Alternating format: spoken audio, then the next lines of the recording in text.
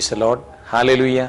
ഈശോ മിശിഹായിൽ അനുഗ്രഹീതരായ സഹോദരങ്ങളെ, ഈശോയുടെ പീഡാനുഭവത്തിലൂടെ നമുക്ക് നേടിത്തന്ന രക്ഷ സ്വന്തമാക്കുവാൻ നോയമ്പിൻ്റെ അനുഭവത്തിലൂടെ കടന്നു പോകുന്ന നമുക്ക് ഇന്ന് നമ്മുടെ ജീവിതത്തിലെ കഷ്ടതകളിലും ദുരിതങ്ങളിലും ദൈവകരം കണ്ടെത്തുക എന്ന വിഷയത്തെ അല്പമൊന്ന് ധ്യാനിക്കാം.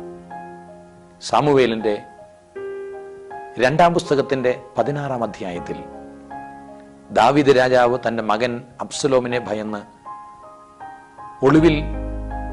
ഒളിച്ചോട്ടം നടത്തുമ്പോൾ അദ്ദേഹത്തിൻ്റെ പിന്നാലെ നടന്ന് ഷിമെയി എന്ന അദ്ദേഹത്തിൻ്റെ ഒരു ബന്ധു ശാപവാക്കുകൾ ഉച്ചരിക്കുന്ന ഒരു രംഗം നാം കാണുന്നുണ്ട്. ഈ ചത്തപട്ടിയെ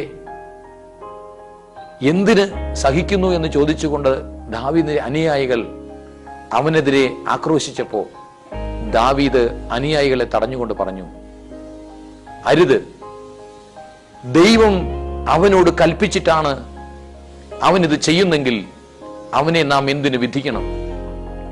എന്നെ എളിമപ്പെടുത്താൻ ദൈവമാണ് ഇവനെ പറഞ്ഞു വിട്ടത് എങ്കിൽ നാം അവനെതിരെ തെറ്റ് ചെയ്യുകയല്ലേ? ദാവീദ് അവനെ വെറുതെ വിട്ടു.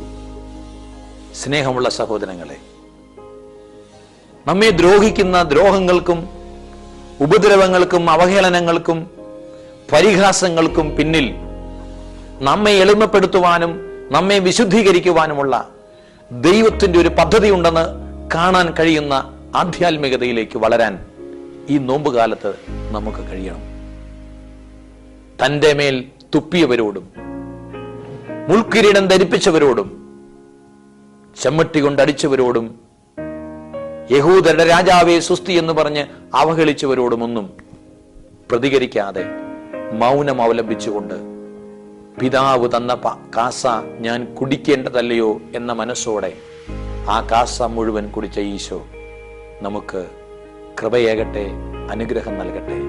നമ്മുടെ ജീവിതങ്ങളിൽ അനുഭവിക്കുന്ന ദ്രോഹങ്ങൾക്ക്, അവഹേളനങ്ങൾക്ക്, പരിഹാസങ്ങൾക്ക്, നിന്ദനങ്ങൾക്ക് ദൈവത്തിൻ്റെ സ്നേഹത്തിൻ്റെ, ദൈവത്തിൻ്റെ കൃപയുടെ, ദൈവികമായ പദ്ധതിയുടെ നിറം കാണാൻ ദൈവം നമ്മെ സഹായിക്കട്ടെ.